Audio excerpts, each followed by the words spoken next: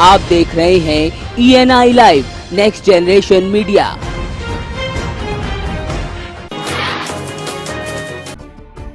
BJP के fire brand नेता और सांसद योगी आदित्यनाथ बरेली में जनसभा को संबोधित करने पहुंचे। यहाँ उन्होंने कहा कि सपा और बसपा में प्रतिस्पर्धा चल रही है कि कौन कितने मुसलमानों को उम्मीदवार बना सकता है। तो वहीं अपने संबोधन में उन्होंने आजम खान को भी आड़े हाथों लिया।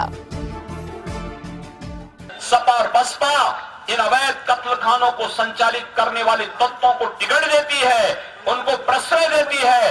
भारतीय जनता पार्टी कहती है हम सत्ता में आएंगे या अवैध बूचड़खाने एनजीटी के निर्देश के अनुसार पूरी तरह प्रतिबंधित होंगे, कड़ाई के साथ बंद होंगे। भारतीय जनता पार्टी इस बात को कहती है। मिर्जापुर में जनता की प्रतिनिधि बनने के लिए जोर आजमाइश कर रहे प्रत्याशियों का जीके टेस्ट किया गया तो उनकी सारी पोल पट्टी खुलकर सामने आ गई। नामांकन कराने आए एक प्रत्याशी को राष्ट्रगान तक याद नहीं तो वहीं 96 विधानसभा के एक प्रत्याशी उनसे कई कदम आगे दिखाई दिए जिन्हें नोटा के बारे में भी नहीं पता।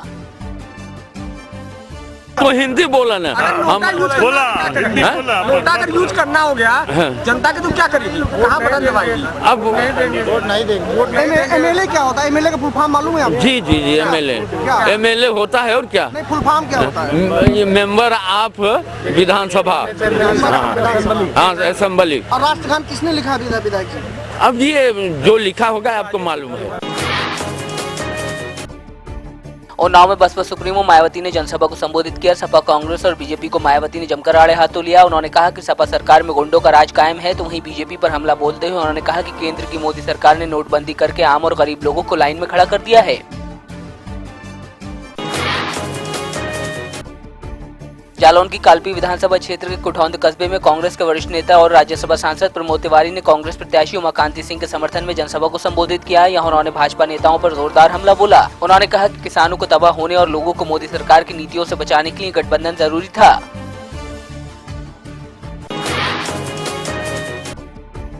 भाजपा के स्टार प्रचारक और पूर्व नेता प्रतिपक्ष स्वामी प्रसाद मौर्य ने कुशीनगर की पडरौना विधानसभा सीट से अपना नामांकन दाखिल किया। स्वामी प्रसाद मौर्य पडरौना विधानसभा सीट से लगातार 2 बार चुनाव जीत चुके हैं। इस बार वो इस सीट से हैट्रिक बनाने की कोशिश में है। स्वामी प्रसाद मौर्य ने 4 सेटों में अपना नामांकन पत्र दाखिल किया।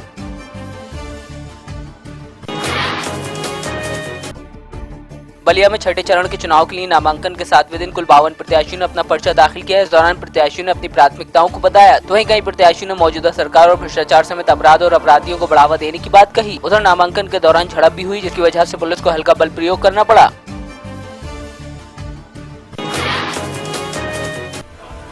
हरदोई में एक युवक ने 4 साल की बच्ची को अपनी हवस का शिकार बनाया। युवक बच्ची को उठाकर खेत में ले गया और उसके साथ दुराचार किया। बच्ची की चीख पुकार सुनकर खेतों की तरफ महिलाएं दौड़ी तो युवक भाग गया। उधर पिता की तहरीर पर पुलिस ने मामला दर्ज कर लिया है।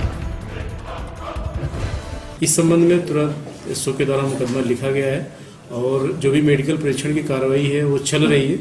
इसके अलावा जो संदिग्ध है व्यक्ति जिनके नाम आए हैं उनके गिरफ्तारी के लिए टीमें रवाना हो गई हैं। मुझे लगता है कि हम जल्दी इसमें गिरफ्तारी करके इसमें जो भी कार्रवाई करेंगे और चूंकि ये गंभीर मामला है इसलिए हम इसमें और भी कड़ी कार्रवाई जैसे NSA इत्यादि की भी कार्रवाइयाँ उसमें अमल में लाएंगे और जो भी इसमें अपराधी हैं उनके खिलाफ कड़ी से कड़ी कार्रवाई की जाएगी। बागपत की बड़ौद कोतवाली क्षेत्र में राशन की कालाबाजारी का ग्रामीणों ने भांडाफोड़ कर दिया। ग्रामीणों ने सरकारी गल्ले से भरा DCM पकड़ लिया तो वहीं ग्रामीणों ने राशन डीलर की मिलीभगत से आपूर्ति विभाग पर कालाबाजारी करने का आरोप लगाया है। फिलहाल प्रशासन जांच की बात कह रहा है।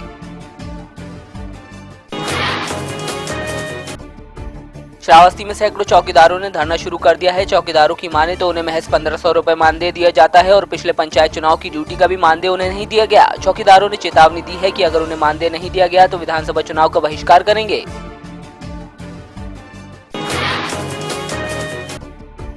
पानीपत में रेलवे स्टेशन के पास झुग्गी में रहने वाले एक परिवार में उस वक्त मातम छा गया जब उनके 2.5 साल के बच्चे का बाइक सवारों ने अपहरण कर लिया। लेकिन 2 महिलाएं जब बच्चे को परिवार के पास लेकर पहुंची तो परिवार में मानो जिंदगी वापस आ गई। बच्चे को लेकर पहुंची क्लिनिक संचालिका ने बताया कि उनके पास एक युवक बच्चे को लेकर आया था। बच्चे को तेज बुखार था। पैसे नहीं होने का बहाना बनाकर युवक वहां से चला गया। युवक शाम तक नहीं लौटा तो उन्होंने पुलिस को मामले की सूचना दी। फिलहाल पुलिस मामले की जाँच कर रही है।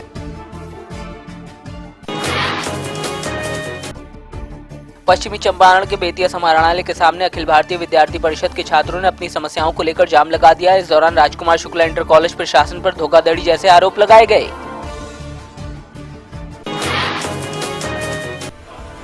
सिरोही पुलिस ने सिविल न्यायाधीश के घर चोरी करने वाले चोरों को दबोच लिया। बदमाशों ने करीब 6 महीने पहले चोरी की वारदात को अंजाम दिया था। पकड़े गए दोनों आरोपियों ने चोरी की वारदात को कबूला है। फिलहाल पुलिस आरोपियों से पूछताछ में जुटी है। संत शिरोमणि गुरु रविदास जी की जयंती पर आप सभी क्षेत्रवासियों को हार्दिक शुभकामनाएं। और मेरा आप सभी क्षेत्रवासियों से अपील है कि आपसी मनमुटाव मिटाकर, आपसी भेदभाव मिटाकर हमें सब लोगों को साथ मिलकर चलना है। और आने वाली 15 तारीख को मैं सभी क्षेत्र के लोगों से अपील करना चाहूँगा कि ज़्यादा से ज़्यादा मतदान कर अपने जो प्रत्याशी हैं उनको विजयी बनाएं।